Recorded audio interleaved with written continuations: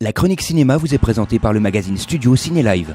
Bonjour à toutes, bonjour à tous, bienvenue dans cette chronique cinéma. J'ai le plaisir en plus de retrouver cette semaine Manon. Bonjour Manon. Bonjour Stéphane. Comment vas-tu cette semaine? Ça fait un petit moment qu'on s'est pas vu en plus.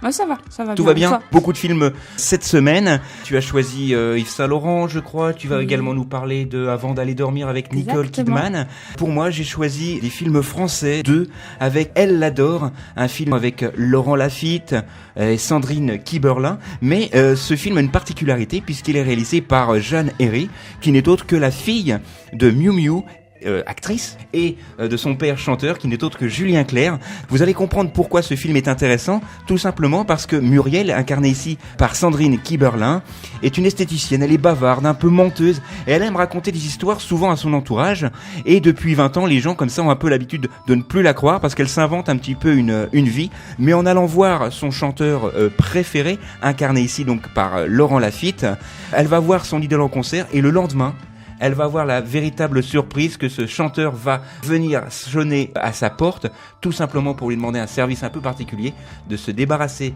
du corps de sa femme. Et là, effectivement, elle va raconter ça à ses amis ne vont pas la croire, et ça va engendrer plein de quiproquos. C'est vraiment un film que j'ai beaucoup aimé. C'est une Sandrine Kiberlin un peu différente. Laurent Lafitte, on a un peu l'habitude de le voir dans ses rôles un petit peu plus drôles, mais ce qui est aussi intéressant, c'est que le titre de ce film était à l'origine Elle l'aime, elle l'adore, qui faisait référence au titre de Michel Berger, et en fait ça s'est terminé par Elle l'adore. Vous allez le voir, c'est vraiment très très drôle, ça sort cette semaine. C'est un film français avec Sandrine Kiberlin et Laurent Lafitte notamment. Alors tu vas nous parler de ton premier film, Manon. Oui, donc un thriller Avant d'aller dormir avec Nicole Kidman, Mark Strong et Colin Firth, que d'ailleurs on retrouvera bientôt aux côtés d'Emma Stone dans le nouveau film de Woody Allen, Magic in the Moonlight, courant octobre. Suite à un accident survenu quelques années plus tôt, Christine souffre d'un cas rare d'amnésie. Chaque matin, en effet, elle se réveille en oubliant qui elle était.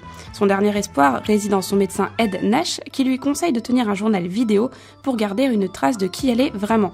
Mais ce qu'elle va découvrir va faire voler en éclats ses rares certitudes. Effectivement, qui est vraiment son mari et en qui peut-elle avoir vraiment confiance? Donc nous avons là un thriller haletant et efficace, qui est adapté du best-seller éponyme de Watson. Donc moi je dirais que c'est à voir absolument, il sort mercredi. Oui, et Nicole Kidman a même révélé qu'elle a fait beaucoup de recherches sur ce film pour essayer de se mettre dans la peau d'une personne amnésique, puisqu'il faut quand même dire qu'elle va perdre ses souvenirs à l'âge d'à peu près 27 ans, et elle va retrouver entre guillemets la mémoire à 40 ans. Entre temps, elle va se marier, il va se passer plein de choses qu'elle a totalement oubliées. C'est vraiment très très intéressant, effectivement. Le suspense est vraiment très très bien mené dans ce film qui s'intitule Une dernière fois. Avant d'aller dormir. Bien. Alors, pour moi, un deuxième film, un film français, quelque chose que moi j'attendais depuis très très très longtemps, non pas parce que j'aime le personnage, le réalisateur, mais parce que c'est vraiment quelque chose qui m'a fait vraiment beaucoup rire. Bref de comptoir, que l'on a pu lire, puisqu'il y a eu beaucoup de livres là-dessus. Il y a aussi des pièces de théâtre. Ce film se passe au café l'Hirondelle, sur une place de banlieue, face à un cimetière, et vous allez comprendre pourquoi face à un cimetière. Et à l'ouverture, de 6h30 du matin jusqu'à la fermeture 22h30, les clients entrent, boivent, parlent entre eux et racontent comme ça les petites brèves de comptoir. C'est vraiment très très drôle. Tiens, je vous en livre une comme ça en passant. C'est donc le patron du bar qui parle d'un client. On lui dit, lui, il est con comme la lune et jamais une éclipse. Tout est donné dans le ton. C'est vraiment très très drôle avec des acteurs vraiment que l'on aime beaucoup. Dominique Pinon, Yolande Moreau. Il y a aussi les Deschiens qui font leur apparition. Il y a aussi Daniel Prévost. Donc vraiment des acteurs connus et reconnus. Et je vous parlais tout à l'heure de Cimetière, et c'est le réalisateur qui peut-être inconsciemment a voulu rendre hommage à l'excellent Jean Carmel, qui est décédé depuis et qui avait incarné comme ça les brèves d'un comptoir dans la série Palace, qui date de 1988. Et c'est vraiment un film que je vous conseille, très drôle, mais il faut aller au moins le voir 2 fois car on arrive à toutes les répliques et ça met en vie un petit peu ce que l'on a pu lire dans les livres qui sont d'ailleurs toujours disponibles, les brèves de comptoir de Jean-Marie Gouriot, ancien journaliste d'Harakiri, comme ça pour les connaisseurs. Tu as un autre film à nous donner, Manon, très vite. Oui, Saint-Laurent, donc de Bertrand Bonello, avec dans le rôle du grand styliste le talentueux Gaspard Ulliel. On retrouve également au casting Jérémy Régnier et Léa Seydoux notamment. Donc le film retrace la vie de Saint-Laurent de 67 à 76, donc le moment qui fait état de la rencontre entre l'un des plus grands couturiers de tous les temps avec une décennie libre. Donc une rencontre dont aucun des deux ne ressortira intact, car effectivement c'est l'une des périodes les plus sombres de la vie du styliste. L'histoire du film se place 10 ans après celle de Yves Saint Laurent de Djali Lesper avec Pierre Ninet, qui était sorti en janvier, qui lui retraçait les débuts du grand styliste.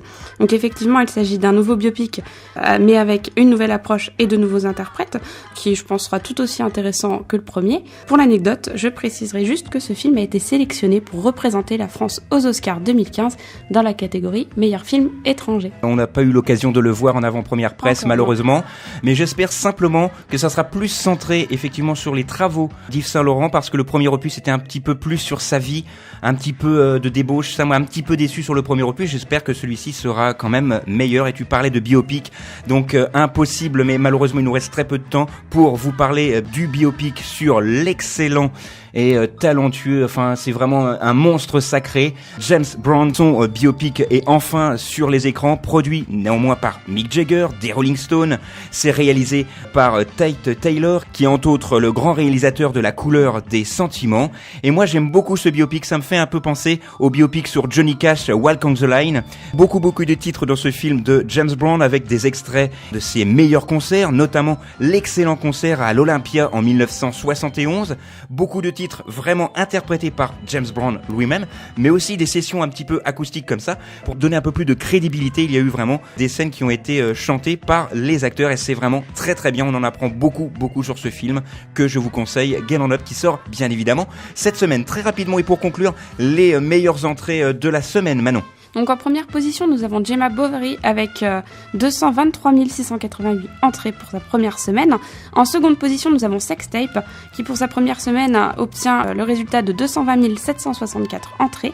Troisième position, Lucie, pour sa 6e semaine, réalise 203 966 entrées, ce qui donne un cumul de 4 704 264 entrées. Merci beaucoup. Manon, promis, la semaine prochaine, le technicien qui me fait un petit peu les gros yeux, on fera un petit peu plus court, mais là c'était un peu le retour de Manon quand même, on n'a pas eu la semaine dernière. Donc nous on se retrouve la semaine prochaine, même endroit, même heure. D'ici là, ne changez rien, sortez, allez au ciné, et quand vous êtes au ciné, au moins, vous n'êtes pas devant la télé. La chronique cinéma vous a été présentée par le magazine Studio Ciné Live. Studio Ciné Live, c'est chaque mois toute l'actualité du cinéma.